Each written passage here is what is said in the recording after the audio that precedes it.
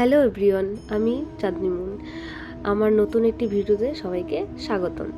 এটা আমার প্রথম ভিডিও যেটাতে আমি ভয়েস ওভার দিচ্ছি, সো কিছু ভুল ত্রুটি হলে মাফ করবেন। সো চলো শুরু করা যাক। কিছুদিন আগে আমি বৃন্দাবনে গিয়েছিলাম। তো মথুরা বৃন্দাবন দু জায়গায় গিয়েছিলাম। যেহেতু আমি দিল্লিতে থাকি, তাই মথুরা বৃন্দাবন আমার এখান থেকে বেশি একটা দূর না। তো প্রথমে আমরা গিয়েছিলাম দ্বারকাধীশ মন্দিরে। এই তো দ্বারকাধীশ মন্দির, এত ভিড় ছিল, তাই কিছু ছবি আমি আপলোড করছি এখানে। এই মন্দিরটা খুব সুন্দর। সকাল 10টার সময় 10:10 ওপেন হয়, তারপর 11টার মধ্যে বন্ধ হয়ে যায়। তো সেখান থেকে বেরিয়ে আমরা রাধে কৃষ্ণ তিলক লাগাচ্ছিলাম। আমি আবার বলছি আমার গালে লাগিয়ে দাও। তারপর সেখান থেকে আমরা যমুনা ঘাটে গিয়েছি। সেই যমুনা ঘাটে এখান থেকে সবাই বোটে করে যমুনা নদী ঘোরে। তো আমরাও গিয়েছিলাম বোটিং করে নদীতে। তো সেখান থেকে বেরিয়ে যাই। তো বোটিংয়ের এক্সপিরিয়েন্স খুবই ভালো। তারপর সেখান থেকে আমরা চলে যাই জন্মভূমিতে। তো জন্মভূমিতে খুবই ভালো, কিন্তু জন্মভূমিতে একটাই প্রবলেম, ওখানে প্রচুর হাই সিকিউরিটি। তোমাকে মোবাইল থেকে শুরু করে স্মার্ট ওয়াচ, ব্যাগ কিছু অ্যালাউ নেই, সব তোমাকে বাইরে রেখে যেতে হবে। এই জন্য আমি বেশি ভিডিও করতে পারিনি, শুধু রাস্তারই ভিডিও, মানে জাস্ট গেটটা ভিডিও করেছি আর ফটো তুলেছি। ভেতরে তো অ্যালাউ ছিল না। সেখানে কৃষ্ণের জন্ম হয়েছিল জন্মভূমিতে, খুব সুন্দর। তো সেখানে কারাগার ছিল যেখানে কৃষ্ণের জন্ম হয়েছিল। কথাই বলে যে আমি অতটা ভালো জানি না, কিন্তু আমি ওখানে অনেক লোকের কাছে শুনেছি যে সেখানে 6টা কি 7টার মতো কারাগার ছিল, সেখানে আপাতত একটা আছে। তারপর সেখান থেকে আমরা বেরিয়ে আর বৃন্দাবনে সবার প্রথমে গেছিলাম আমরা নিধিবন। এত ভয়ঙ্কর ভিড়, আর এত মানে মানে প্রথম তো গরম, আর তো ভিড়, তো খুব বাজে এক্সপিরিয়েন্স নিধিবনের আমার। তো নিধিবন থেকে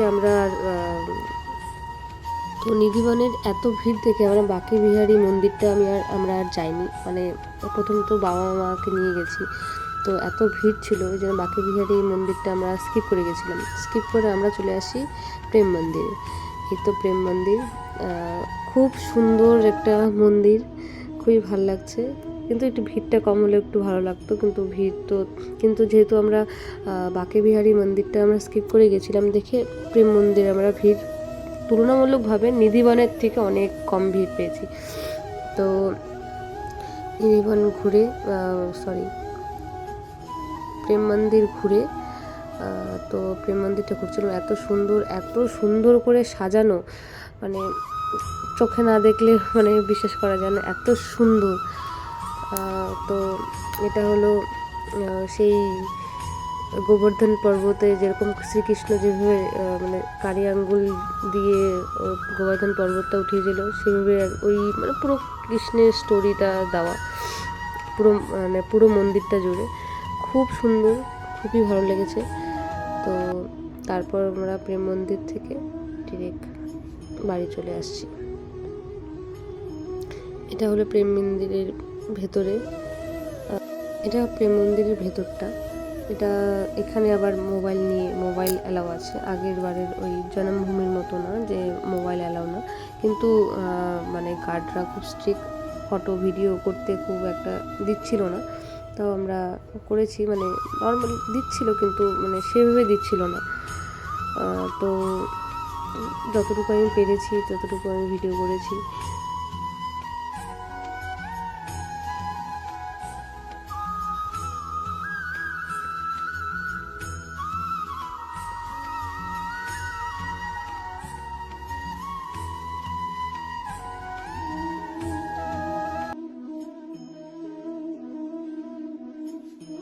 ভিডিও দেখে তো বুঝতেই পেরেছো যে কি পরিমাণে ভিড় ছিল। আমি অনেক কষ্টে ফটো ভিডিও তুলেছি, আর এমনিও গার্ডরা 2 মিনিটের বেশি ওখানে দাঁড়াতে দেয় না।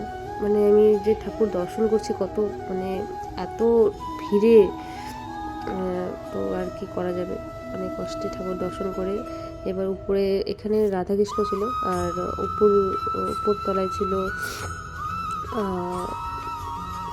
রাম সীতা মন্দির। তো এটাও খুব ভালো ছিল, খুব সুন্দর।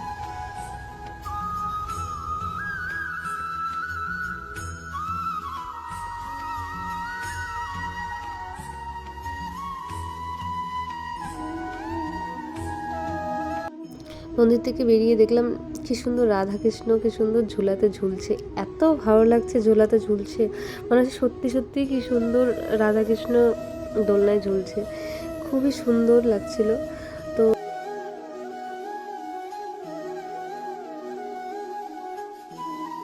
এটা দেখার পর সেখান থেকে আমরা বেরিয়ে হলো মানে আমাদের মুখ চোখ দেখে বুঝতেই পারছো যে মানে প্রচুর টায়ার্ড আমরা, আর এত গরম। আর সব থেকে মেন কথা মানে এটা তো শ্বেত পাথরের, আর পায়ে মনে হচ্ছে ফোস্কা পড়ছে, আমার তো লিটারেলি আমার পায়ে ফোস্কা পড়ে গেছে। তো সেখান থেকে আমার বাড়ির জন্য ব্যাক করছিলাম, বাড়ি আসার জন্য। তো সেখান থেকে দেখলাম আরেক মানে মা দুর্গার এক মন্দির হচ্ছে, বৈষ্ণোদেবী ধাম। এটা এখনও ওপেন হয়নি, এটা হচ্ছে, কাজ চলছে। তারপর আমরা রিটার্ন করলাম।